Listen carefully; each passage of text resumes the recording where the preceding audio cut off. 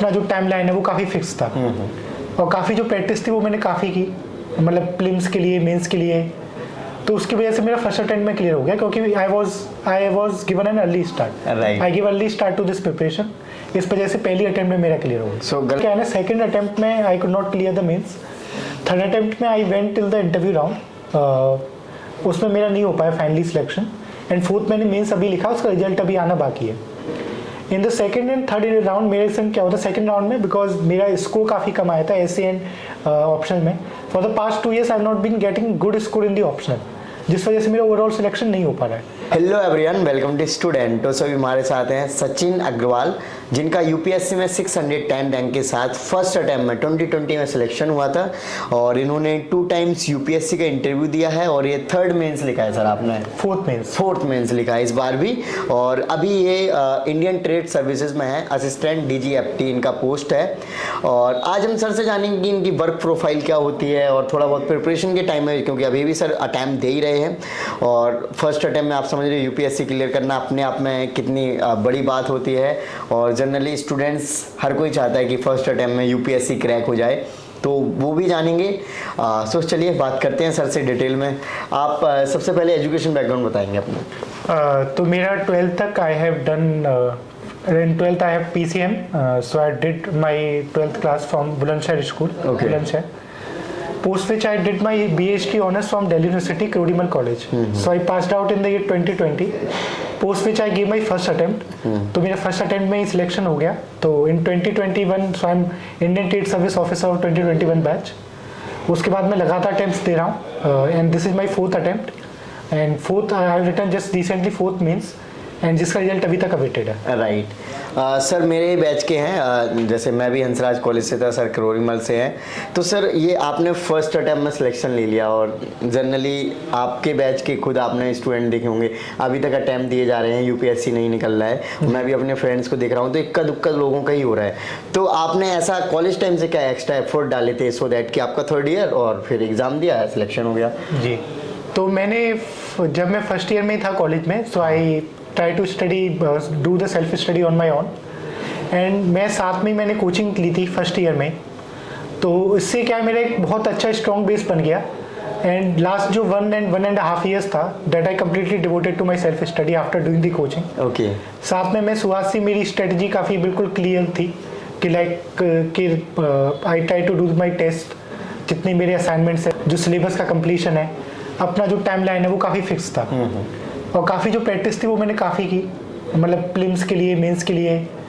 तो उसकी वजह से मेरा फर्स्ट अटेम्प्ट में क्लियर हो गया क्योंकि I was given an early start, I give early start to this preparation. इस वजह से पहली अटेम्प्ट में मेरा क्लियर हो गया। सो गर्लफ्रेंड वगैरह नहीं बनाई आपने कॉलेज में? जी, अगर बनाते तो सिलेक्शन जल्दी और हो जाता है क्या? नहीं होता, क्या लग रहा है आपको? नहीं, कॉलेज में खैर वो कभी वो मिल नहीं पाया, मौका ही नहीं मिल पाया क्योंकि मैं शुरुआत से काफ़ी इंगोर्स था स्टडीज़ में। तो वो प्लेटफॉर्म ही नहीं मिल पाया कि जिस वजह से मैं इंगेज हो सकूँ इन चीज़ों में। तो और उसके बाद तो I got selected into the civil services and then I am writing the attempt continuously, तो वो कभी उस तरीके से मिल ही नहीं पाया। राइट। तो सिलेक्शन हुआ, फिर क्या इसमें प्रोसीजर क्या होता है? जैसे जनरली लवासना जाना होता है, फाउंडेशन होता है जी। आप सभी में बात कर रहा था तो आपने फाउंडेशन भी स्किप किया है, जी जी, है ना? तो ये भी पॉइंट हो जाता है कि फाउंडेशन स्किप करके आप डायरेक्ट ज्वाइनिंग कर लिया आपने सर्विस, तो ये भी आप बताएंगे और कैसे स्टार्ट हुआ था इसकी ट्रेनिंग वगैरह थोड़ा सा? तो results were declared on 24 September 2021 and उसके 2 महीने बाद सर्विस एलोकेशन लिस्ट आई जिसमें मुझे ITS एलोकेट हुआ था इन नवंबर प्रोबेबली लिस्ट केम। उसके बाद from 5th of December there was a foundation course, लेकिन मैंने क्या था 10th अक्टूबर 2021 को प्रीलिम्स दे दिया था, that was my second attempt. हाँ, तो I was those who are giving prelims they have to write mains also, अगर उनका क्लियर हो गया तो वो they have to skip the foundation course. तो मैंने वो फाउंडेशन कोर्स स्किप किया and foundation course in that year was about to end on 17th March। उसके बाद आती है आपकी प्रोफेशनल ट्रेनिंग। तो आई स्किप्ड FC, उसके बाद मेरा डायरेक्टली फाउंडेशन कोर्स हुआ, that was almost of about 9 to 10 months। So that continued from 1st of April 2022 to January 2023। तो ये 3 स्टेजेस में डिवाइड होता है हमारा क्या कहते हैं professional course. For the first 4 months we are posted in IFT, Indian institute of foreign trade, जहाँ हमारी ट्रेनिंग के दौरान हमें ट्रेड से रिलेटेड डिफरेंट सब्जेक्ट्स पढ़ाए जाते हैं, जैसे ट्रेड नेगोशिएशंस, मार्केट आइडेंटिफिकेशंस, आपके WTO, आपके जो director general of foreign trade, import and export, customs, आपकी सप्लाई चेन मैनेजमेंट, बहुत सारे जो ट्रेड से रिलेटेड इशूज़ हैं, ट्रेड से रिलेटेड सब्जेक्ट हैं, वो पढ़ाए जाते हैं। सेकंड फिर हमारा उसमें अटैचमेंट्स हुआ, क्या कहते हैं, इन द DGFT, जहाँ पर हमें जो डिपार्टमेंट की वर्किंग क्या है, क्या करता है काम, किस तरह की लाइसेंसेस, क्या प्रोसेसेस रहती हैं वो। उसके साथ हमारे बहुत सारे इंडस्ट्रियल अटैचमेंट्स हुए in different parts of the country. So we have visited lots of place in north east, in Bangalore, Kochi, Chennai, then Mumbai, then we have Delhi में बहुत सारे export promotion councils. So we get to know and understand overall export scenario of the country. यहाँ पर मैं एक और चीज़ और point करना चाहूँगा कि मेरा जो एक फॉरेन अटैचमेंट भी होता है इंडियन ट्रेड सर्विस, क्योंकि इंडियन ट्रेड सर्विस का जो बेसिकली 10 ईयर्स तक काम रहता है, वो तो एक गवर्नमेंट डिपार्टमेंट जैसे काम करता है कि लाइसेंसेज वगैरह इशू करना, वो है। After 10 years we get posted into the WTO और डिफरेंट ट्रेड नेगोशिएशंस। जैसे आप जाते, बहुत सारे FTA साइन कर रहा है इंडिया UK का FTA, इंडिया इजराइल का FTA, इंडिया कनाडा का FTA। तो ITS officer play crucial role in the negotiation of those FTAs। So we got a WTO attachment, क्योंकि जितने भी हमारे ट्रेड नेगोशिएशंस होते हैं, they are kept in mind keeping the overall framework of WTO rules. Okay, so आपको foreign जाने का मौका मिला? फॉरेन जाने का मौका मिला। साथ में भी also are get involve in DGTR negotiation, director general of trade remedies. Okay, तो not negotiation but DGTR what it do, like बहुत सारी anti dumping duty, countervailing duty investigations, these are done by DGTR। Okay, तो वहाँ हमें जाने का मौका मिला, वहाँ मतलब इन दिल्ली ओनली। तो like we get to know about how like we have to do and conduct the investigations। जैसे बहुत सारी चाइनीज डंप करते हैं प्रोडक्ट इंडिया में at a very cheap price, तो उसका इन्वेस्टिगेशन करके एंटी डंपिंग ड्यूटी कैसे इम्पोज करना है, that also we get a hand hold of. Besides, we also get to know about the SEZs, because ITS officers at a very senior level work as a development commissioner. That is the highest authority in the SEZ. Okay. The only highest authority beyond that is Board of Approval, that is headed by Commerce Secretary. So we get to know about the SEZs, export imports कैसे होता है, customs की process के बारे, working के बारे में। We also get to visit about the NACIN academy in the Mumbai, जहाँ पे हमने JNPT पोर्ट, नावा शेवा पोर्ट भी विजिट किया।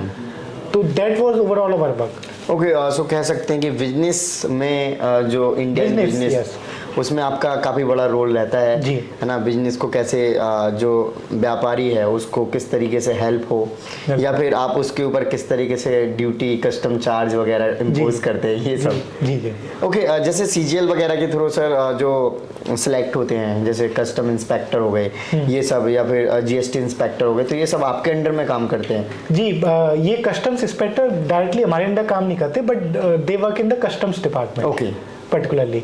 तो हमारे यहाँ कुछ SSC सिलेक्ट होते हैं, but they are not custom inspector. Custom inspector work under custom department. Okay okay, great. So sir, इसमें मतलब जैसे ये ट्रेड सर्विसेज है, इसका और क्राइटेरिया के बारे में बताएंगे कि किस तरीके की इसमें वर्क प्रोफाइल होती है, आप पर्सनल लाइफ अपनी कैसे एंजॉय कर पा रहे हो, और भी चीज़ें जो आप एक्सप्लेन करना चाहें सर। तो director general of foreign trade, so it is the department which implements foreign trade policy of the country. तो अभी जैसे FTP रिलीज हुई, फॉरेन ट्रेड पॉलिसी, तो इसमें हमारे टारगेट्स होते हैं, like we have to achieve this much export targets, और ये हमारी स्कीम्स हैं, ये हमारे बेनिफिट्स हैं एक्सपोर्टर के लिए। जैसे हमारी एडवांस ऑथराइजेशन स्कीम्स है, export promotion capital goods scheme है। Then we have a district as export hub programme, जिसको आपने बहुत बार वन डिस्ट्रिक्ट वन प्रोडक्ट के नाम के बारे में भी सुना होगा। We have trying to focus on promoting one product. तो they are also like we are involve in the formulation of district export action plan. Beside this we are also, तो हमारा जो डेली काम रहता है, we issue the licences to the firms. So हमारा जो daily work है, तो जैसे यहाँ पर मैं एक बड़ा सिंपल समझाना चाहूँगा। Suppose this is my shirt which I am wearing. Now if I have to export this shirt, I am using a raw material fibre, I am using fibre, and this fibre has to be imported from China. Suppose the duty on this is 10%, but what we do, we try to make this fibre which is to be used in this making the shirt as duty free. जो भी fibre इस shirt को बनाने में use होगा, उसे हम duty free कर देंगे, प्रोवाइडेड आप हमारे एक्सपोर्ट ऑब्लिगेशन फुलफिल करें। तो हमारा जो पूरा फोकस रहता है इस डिपार्टमेंट का, that is to increase the export of the country. Right. जब एक्सपोर्ट होगा, फॉरेन एक्सचेंज भी बनेगा, हमारा एम्प्लॉयमेंट भी प्रमोट होगा, और हमारे यहाँ जैसे वन डिस्ट्रिक्ट वन प्रोडक्ट जैसे कार्यक्रम है, तो हमारे जो एक्सपोर्ट्स मार्केट, जो हमारे यहाँ लोकल जो प्रोड्यूसर्स हैं, वो कैसे फॉरेन मार्केट्स को टैप कर सकते हैं ताकि उनकी इनकम बढ़े। ओके, जैसे आपने बताया कि अभी एक्सपोर्ट ऑब्लिगेशंस अगर जो आपके पूरे करते हैं तो आप उनकी जो ड्यूटी ट्रेड ड्यूटी है वो कम कर देते हैं, वो एग्जम्प्ट कर देते हैं। हाँ, एग्जम्प्ट कर दिए, फ्री करने का ट्राई करते हैं। और ये जो ड्यूटी नहीं फॉलो करता है और अगर नहीं करता है तो क्या रीजन होता है और आपको क्या जरूरत पड़ गई कि वो ड्यूटी फॉलो करे उसको देखने की, ऐसे कह सकते हैं? अच्छा, तो इसमें जो ब्रॉड एस्पेक्ट ये है कि जो भी हम ड्यूटी इम्पोज करते हैं, if the party is undertaken the export obligation, मान लो आपने 100 करोड़ का इम्पोर्ट किया और आप 115 करोड़ रुपए एक्सपोर्ट कर दिए, तो आपका एक्सपोर्ट ऑब्लिगेशन फुलफिल हो गया। अगर आप नहीं कर पाते एक्सपोर्ट ऑब्लिगेशन फुलफिल किसी वजह से, तो हम क्या करते हैं, जितना भी शॉर्टफॉल हुआ है आपने, उस पर आपको कस्टम ड्यूटी पे करना पड़ेगा, ये रहता है हमारा। लेकिन हम बहुत सारे, अगर कोई जेन्युइन रीजन है, then we allow for relaxation as well. हम एक्सटेंड भी करते हैं एक्सपोर्ट ऑब्लिगेशन पीरियड को, we allow for relaxation as well, तो that we do also. Okay, so generally आपके पहचान में, मेरे पहचान में कोई बिजनेस करता है तो आप फ्री करवा देंगे सिस्टम। ओके, सो इसमें अगर आप जैसे इस ऑफिस में रह रहे हैं तो क्या मतलब पर्क्स एंड अलाउंसेस क्या क्या रहते हैं आपके पास? जी बिल्कुल, जो सेंट्रल गवर्नमेंट ऑफिस में, जो आपके सेंट्रल सिविल सर्विसेज रूल्स के तहत you could apply for the, क्या कहते हैं, सेंट्रल पूल अकोमोडेशन, ठीक है, जिसके तहत you could get government housing, otherwise you get housing rent allowance. Besides, there is a traveling allowance as well. In Delhi, it is little bit difficult to at our level to get housing or the vehicle for our instance. So that is difficult in Delhi.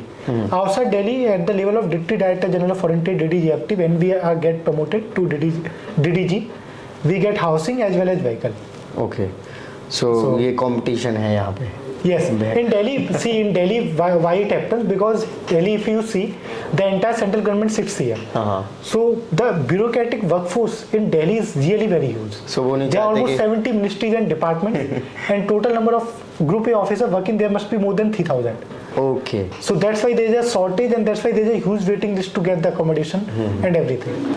Okay, so जो UPSC की तैयारी करते हैं student, generally उन्हें IAS, IPS, IRS या 3-4 service के बारे में ही पता होता है, बट ये ग्रुप ए लेवल की सर्विस है, उनको लगता है कि ये 3-4 सर्विस हैं जो ग्रुप ए लेवल की होती हैं, बाकी तो सब बी और ऐसे करके हो जाता है। तो क्या कहना चाहेंगे इसका? नहीं, देखिए, every service has a very defined role, and तो ऐसा नहीं, हर सर्विस का एक इम्पोर्टेंस है। हाँ, ये हो सकता है कि आपकी नज़र में ना हो इम्पोर्टेंस, बिल्कुल। अगर आपको लगता है आप किसी भी इस सर्विस में आते, जैसे मान लीजिए कभी आपको ग्रुप ए सर्विस में आते, you are always free to give your attempts. And one of the best thing about these services, जो आपकी जैसे मेरी इंडियन ट्रेड सर्विस हो गया या किसी का डिफेंस अकाउंट है, defence state, these services do offer you the opportunity कि आप आगे प्रिपेयर कर सकें और डिफरेंट सर्विसेज में जा सकें। राइट। तो मैं खुद अटेम्प्ट्स लिख रहा हूँ इस समय, तो मुझे पता है कि मुझे ऑफिस ने काफ़ी सपोर्ट किया है in terms of getting the leaves या वर्कलोड रिलैक्सेशन में, तो जिस वजह से मैं आगे अटेम्प्ट लिख सकूँ। तो ऐसा नहीं है कि इफ़ यू कम इन, और even if you stay in this service, this services offer you one of the best work life balance. आपका जो वर्कलोड है वो काफ़ी कम रहता है, 10 to 5 जॉब रहती है आपकी, and then you also get a lot of leisure time. आपका पर्टिकुलरली जो आपकी स्किल्स हैं वो काफ़ी डेवलप होती है। लाइक अगर मैं इस लेवल पे हूँ, आई कुड डू मास्टर्स के लिए मैं जा सकता हूँ, फॉरेन मेरा हो सकता है, फॉरेन में मैं ट्रेड के बारे में काफ़ी पढ़ सकता हूँ। तो बहुत बार क्या होता है, जैसे हमारे कुछ ऑफिसर्स हैं इंडियन ट्रेड सर्विसेज में, what they have done, they have did the service for some years. After that, they have done their masters or PhD in trade, and they are now posted into UNESCAP, United Nations Economic and Social Council for Asia and Pacific. Besides, there are some officers working in WTO also. और भी जो trade bodies हैं उनमें भी बहुत सारे officers काम कर रहे हैं, एक्सपोर्ट प्रमोशन काउंसिल्स में। तो आपकी जो स्किलिंग है वो काफ़ी बढ़ती है। तो हर सर्विस का अपना रोल है, बिल्कुल। अगर आपको अटेम्प्ट देना, आपको और हाईएस्ट सर्विस में जाना, you are always free to go. Okay, जैसे आपका फर्स्ट अटेम्प्ट में सिलेक्शन हुआ, रैंक आ गया, और देन आप इंटरव्यू मेंस दिए जा रहे हो, तो क्या मेजर गैप रह रहा है कि आपका फर्स्ट अटेम्प्ट में तो क्लियर हो गए और अब आपका रैंक ही नहीं आ रहा है, फिर फाइनल सिलेक्शन ही नहीं हो रहा है जी। तो ये क्या मेजर डिफरेंस लग रहा है? पहले किस तरीके से तैयारी कर रहे थे और ऑफिस के साथ कैसे मैनेज कर रहे हो? जी, तो मेरा क्या है, फर्स्ट मेरा क्या है ना, सेकंड अटेम्प्ट में I could not clear the mains. Third attempt में I went till the interview round, उसमें मेरा नहीं हो पाया फाइनली सिलेक्शन। एंड फोर्थ मैंने मेंस अभी लिखा, उसका रिजल्ट अभी आना बाकी है। In the second and third round मेरे संग क्या होता है, सेकंड राउंड में, बिकॉज मेरा स्कोर काफ़ी कम आया था एसए एंड ऑप्शनल में। For the past 2 years I have not been getting good score in the optional. जिस वजह से मेरा ओवरऑल सिलेक्शन नहीं हो पा रहा है।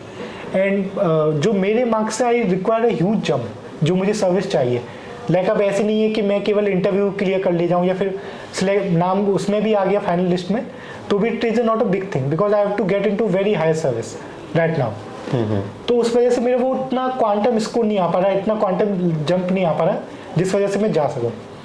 और जो आपका सेकंड क्वेश्चन है कि how I am managing the time, तो मेरा 10 to 5 जॉब रहता है, उसके बाद I go to my home and उसके बाद in the evening only I study for some time like 3 to 4 hours। On weekends I get a lot of time, weekend Saturday and Sunday are completely free, तो मुझे काफ़ी time मिलता है। And beside अगर आपका prelims अगर आपका लगा हो, जैसे मैंने इस बार प्लिम्स से पहले 1 महीने की छुट्टी ली थी, paid leave, that is a paid leave. Okay, so that is given by the जो रूल्स में मेंशन है, तो you could always apply for that and you can get the leave. Beside 3 महीने पहले मैंने अनपेड लीव के लिए apply किया था मेंस से पहले, तो वो मुझे मिल गई थी, उस टाइम पे भी मैंने काफ़ी प्रिपेयर कर लिया था। और साथ में वर्कलोड भी काफ़ी कम रहता है, तो you get a very lot of leisure time. आप पहले भी जा सकते हैं, you could also take the permission from the seniors कि अगर आपको पहले ही कहीं जाना है, मतलब ऑफिस अर्ली लीव करना है, so that is also thing. Okay, tips and tricks कुछ होंगे आपके जो आपने ड्यूरिंग प्रिपरेशन गैदर करी हो तो शेयर करना चाहें, जो फ्यूचर एस्पिरेंट्स हैं या फिर जो न्यू स्टूडेंट्स हैं उनके लिए? टिप्स एंड ट्रिक्स देखिए, ऐसे तो कोई स्पेसिफिक है नहीं, बट अगर आप तैयारी कर रहे हैं तो पहले तो अपने गोल्स डिफाइन कीजिए, अपना टाइम टेबल डिफाइन कीजिए, अपनी बाउंड्रीज डिफाइन कीजिए and try to identify your weak areas. जो आपके वीक एरियाज हैं उनको आप डिफाइन कीजिए कि ये प्रीलिम्स में है, मेंस में है, इंटरव्यू राउंड पर हैं, कहाँ पर है, उनके अनुसार आप अपनी स्ट्रेटजी बनाइए। और हर चीज़ के लिए एक डिफ़िकल्ट, मतलब हर चीज़ के लिए कस्टमाइज स्ट्रेटजी चाहिए। जैसे अगर आप प्रीलिम्स के लिए तैयारी कर रहे हैं तो you require a lot of practice in factual domains. आपको फिर प्रैक्टिस जो है ना बहुत ज़्यादा करनी पड़ेगी। You try to do lots of new questions, ठीक है। और आप जो भी आपको न्यू लर्निंग मिलती है ट्राई टू, तो आपको क्या है ना, नॉलेज बेस बढ़ाना है प्रीलिम्स में। Mains is always about the consolidation. Mains में आपको पता है थीम सेम रहेगी, क्वेश्चंस भी सेम आते हैं। जैसे व्हाट इज स्कार्सिटी एक टॉपिक है, अब व्हाट इज स्कार्सिटी GS1 में पक्का आएगा, इस साल भी आया था, इससे पहले भी आया था, इसके आगे भी आएगा। तो आपके जो पेजेस नोट्स हैं वो प्रिपेयर्ड होने चाहिए उस हिसाब से। In mains it is more about the consolidation of the whatever you have learn and how you present it. Prelims is all about the new knowledge which you have acquired and how you apply it, that is the most important thing. Right, हाँ, तो ये focus है। Okay, so जो Indian Trade services है, क्या दिल्ली के लिए मैं इसको कर सकते हैं? जैसे कैडर वाला सिस्टम होता है, इसमें नहीं होता है, ये थोड़ा सा बताएंगे। तो Indian Trade Services, Central Civil Services, तो it don't have any cadre, so we can be posted throughout the country. हमारे जो ऑफिसेज हैं mainly they are in the metro cities only और Tier 1 cities like Delhi, Mumbai, Chennai, Bangalore, Hyderabad, Indore, Jaipur, so these Kolkata, so these are our offices. So we could be posted anywhere. Once we are posted at any place, we have a security of tenure for 2 to 3 years. That we will be posted here for 2 to 3 years. उससे पहले आपका कभी भी transfer नहीं होता. And good part is that before, like, if you get posted to certain places, like before your transfer, you are always asked about your choice. And यहाँ पर ये एक बड़ा advantage है because Indian Trade Service has a very low strength. So you always have a chance to get posting of your choice because there's no so much competition because there is so low strength. Okay, so यहाँ पे मतलब आप जैसे बता रहे थे कि 5-6 लोग ही होते हैं जो ट्रेनिंग में जाते हैं। ओके, सो लास्ट में कोई फ्यूचर एस्पिरेंट्स को मैसेज देना चाहेंगे आप? फ्यूचर एस्पिरेंट्स को यही है कि आप देखिए, यूपीएससी एक मात्र गोल नहीं होना चाहिए। पहले तो यूपीएससी से ही बड़े गोल है। मैं इसमें एग्जांपल देना चाहूँगा MS स्वामीनाथन का। IPS बन चुके थे, IPS की जॉब छोड़ के देश की हरित क्रांति में कूद पड़े और उनके कंट्रीब्यूशन किसी एक IAS IPS से कहीं गुना ज़्यादा है। आपका कोई भी गोल हो वो मैटर नहीं करता, लेकिन आप अपने गोल के प्रति कितना कमिटेड है वो ज़्यादा मैटर करता है। आप जो भी चीज़ करें ना उसमें परफेक्ट बनने की कोशिश कीजिए, उसमें आप अपना हाईएस्ट स्टैंडर्ड ऑफ एक्सीलेंस को करिए। और देखिए, सफ़र किसी को भी मतलब अच्छा नहीं लगता, आप मंजिल तक पहुँचते ये सभी लोग देखते हैं। तो आप मंजिल जो आउटकम ओरिएंटेड बनी rather than the input oriented person. Right, तो यही मेरा मैसेज है। ऑलमोस्ट हर कोई दे रहा है, क्या ही पता कौन किसने। हाँ, सफर देखिए, सफर तभी पता चलेगी लोगों को जब आप अपनी मंजिल तक पहुंच पाएंगे। राइट, अदरवाइज तो बहुत सारे लोग ही स्ट्रगल कर रहे हैं। पॉलिटिशियन वैसे अच्छा कैरियर हो सकता है, क्या कहते हैं आप? पॉलिटिशियन देखिए, अगर आपको लगता है कि आपके पास वो रेजिलियंस है कि आप you could prefer to be unemployed for so many years, तो आप जा सकते हैं। तो politician is also good choice in my opinion. If you are committed to the work of political work and you have that potential of firebrand leader, and आपकी political party से link है, बिल्कुल जाइए, काफ़ी अच्छा ऑप्शन है। अगर मैं इलेक्शन लड़ूं तो आप वोट देंगे? नहीं, आप लड़िए, हम तो वोट क्या आप सपोर्ट करेंगे। बिल्कुल, हम आ जाएंगे वोट देने अगर हमारी क्षेत्र के। Okay, thank you so much sir for your lovely message. So friends, आपने देखा कि इन्होंने अपने एक्सपीरियंस को, साथ ही वर्क प्रोफाइल को और थोड़ा बहुत अपने प्रिपरेशन टाइम को आपके साथ शेयर किया। सो आई होप आपको ये वीडियो अच्छी लगी होगी। और जनरली सर का फर्स्ट अटैम्प्ट में सिलेक्शन हो गया है, जॉब के साथ अभी फिर से कर रहे हैं, तो आप ये दे सकते हैं कि सर का परसिवरेंस कितना ज़्यादा है अपने गोल को लेकर। आईएएस बनना है सर को? यस, मेरी choices are IAS, IFS. Okay, IFS भी है, तो कहीं ना कहीं सर अभी भी लगे हुए हैं। सो आप भी अपनी प्रिपरेशन को अच्छे से करिए। आई होप आपको वीडियो अच्छी लगी हो तो लाइक करें, चैनल को सब्सक्राइब नहीं किया चैनल को सब्सक्राइब कर लीजिए। जय हिंद।